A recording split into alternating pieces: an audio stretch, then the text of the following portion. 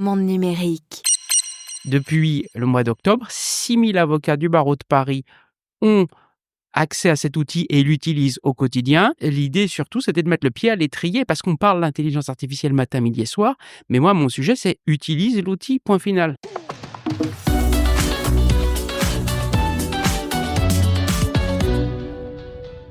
Bonjour Maître Pierre Hoffman. Bonjour. Vous êtes bâtonnier du barreau de Paris. Merci de m'accorder cette interview à l'occasion du sommet sur l'intelligence artificielle.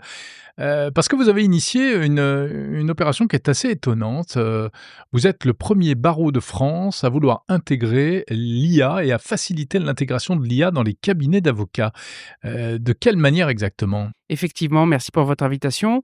Au mois d'octobre dernier, on a lancé une offre, c'est-à-dire que 14 000 avocats du barreau de Paris, on est 34 000 à Paris, 14 000 sont seuls ou à deux, et pour 14 000 avocats du barreau de Paris, ils ont accès gratuitement pendant 15 mois à un outil d'intelligence artificielle.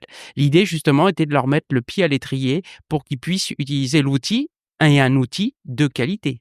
Donc c'est un chatbot conversationnel que vous avez entraîné spécialement à partir d'un corpus juridique, c'est ça ? Alors, effectivement, le code rouge d'Alloz, qui est très, très connu pour les juristes, ils ont créé leur outil d'intelligence artificielle. Et l'idée, justement, c'était, comme le barreau de Paris pourrait peut-être pas le faire en interne, d'avoir un partenariat avec un éditeur privé. Voilà. Et on a une offre avec eux. Qu'est-ce que ça apporte dans la pratique de votre métier ? Alors aujourd'hui, il y a un recul puisqu'on est au mois de février. On a lancé ça au mois d'octobre. Depuis le mois d'octobre, 6000 avocats du barreau de Paris ont accès à cet outil et l'utilisent au quotidien. Et j'ai même un retour d'expérience puisque on a interrogé plusieurs avocats en propriété intellectuelle, en droit du travail, en fiscal, et qui leur racontent comment au quotidien ils l'utilisent. Là où ils sont contents, mécontents, mais l'idée surtout, c'était de mettre le pied à l'étrier parce qu'on parle d'intelligence artificielle matin, midi et soir. Mais moi, mon sujet, c'est utilise l'outil, point final. Vous pouvez me donner un exemple, typiquement, alors quel type de requête vous pouvez formuler, quel type de réponse vous recevez, et puis est-ce qu'il n'y a pas des problèmes d'hallucination ? Alors, quelle que soit la matière. Vous êtes pénaliste, vous êtes fiscaliste, vous faites de la propriété intellectuelle, vous avez une question. Ah, j'ai une question en droit du travail. Et on peut prompter, poser la question. Et là, vous avez posé la bonne question, l'hallucination. Seul compte l'avis de l'avocat in fine. Il ne va pas prendre in extenso et recracher à son client ce que la machine lui a donné. Il y a une responsabilité. S'il y a une erreur, c'est l'erreur de l'avocat, comme ça sera l'erreur du médecin lors de sa consultation. Mais est-ce que vous avez constaté des hallucinations ? Est-ce que c'est dans une proportion raisonnable ? Alors, c'est aussi l'idée, justement, d'investir le barreau de Paris avec un outil dit de qualité, parce que il faut comprendre aussi une chose, c'est que vous avez des gros cabinets sur la place parisienne qui investissent dans leur IA maison.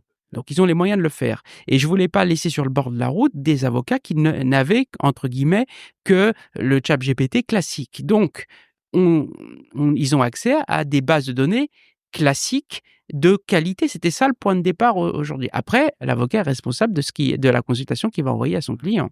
Parce qu'on se souvient que la première fois que ce genre d'initiative avait été faite avec ChatGPT aux États-Unis, ça avait été une catastrophe. Il y avait un avocat qui avait fait une plaidoirie se basant sur des textes totalement inventés en fait. Alors, vous avez raison, d'où la responsabilité de l'avocat. Et je dis, avocat du barreau de Paris, c'est très bien. D'abord, ne mettez pas le nom de vos clients dans la machine, posez juste la question juridique et vous êtes responsable, signataire de ce que vous allez avoir. Mais entre le moment où vous citez cet exemple et aujourd'hui, il s'est passé quoi ? 1 an ?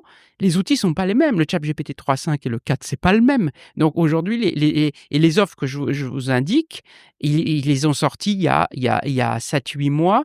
On est les premiers à avoir investi. Dans 6 mois, 1 an, elles seront de meilleure qualité. Peut-être d'autres seront meilleures. Mais c'était pas le sujet. D'ailleurs, mon sujet n'était pas de savoir qui était le meilleur. C'était de mettre le pied à l'étrier, comme vous aviez Yahoo qui était le premier, c'est Google qui a fini. Et peu importe. On utilise un outil d'intelligence artificielle. Comment est-ce que c'est accueilli dans votre profession ?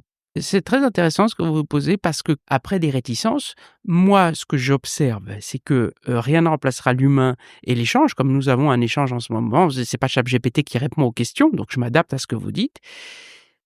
Mais il va falloir avoir une autre technicité, c'est-à-dire celui qui fait un peu tout. Un recouvrement de créances, voilà, on me doit 400 €, c'est des choses un peu standards. Bah, ça, la machine, elle va le faire, et on n'aura pas vraiment de valeur ajoutée. Mais si on monte en gamme dans quelque chose d'un peu plus technique, là, l'avocat a sa valeur. Donc justement et dans une journée, on peut avoir 10 demandes dans la journée, hein, pour un avocat. Il y en a, 8 sans grand intérêt, mais et 2 fondamentales. Mais ça va prendre le même temps entre les 8 ou la fondamentale. C'est mon recouvrement de créances de 400 € parce que pour vous faire plaisir, je vais vous le faire. La machine va m'aider et puis après, je vais monter en gamme sur autre chose. Et puis, il faut voir aussi une chose, c'est qu'on est challengé par nos clients eux-mêmes. Nos clients, eux, ils ont outils, alors peut-être pas à l'accès, ou ils ont peut-être l'outil zéro, mais eux-mêmes vont nous challenger parce qu'ils ne voudront pas payer. Donc, ils vont faire des choses eux-mêmes de la même manière et ça, c'est les médecins ont la même chose. Ah, j'ai vu sur Internet, je sais que j'ai un cancer, mais le médecin, il dit c'est n'importe quoi, tu vois ça. Donc, il va falloir aussi monter en gamme. Vous ne craignez pas qu'un jour les clients s'adressent directement à cet outil, sans passer par les avocats, notamment pour des petits cas? Alors, si c'est sans représentation obligatoire, s'il faut un procès, il y a un moment, il faudra bien que l'avocat aille devant la juridiction. Mais vous avez parfaitement raison, ils vont pouvoir se passer de nous et c'est l'exemple que je reprends systématiquement, que j'ai eu il y a, 1 an et demi.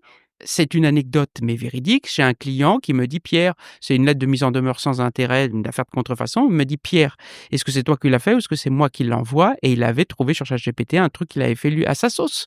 Donc tu te dis: si je ne prends pas le train en marche, je vais mourir. Donc comment on le réadapte pour lui dire que ce que tu m'as fait, c'est erroné pour telle raison et je vais le retravailler.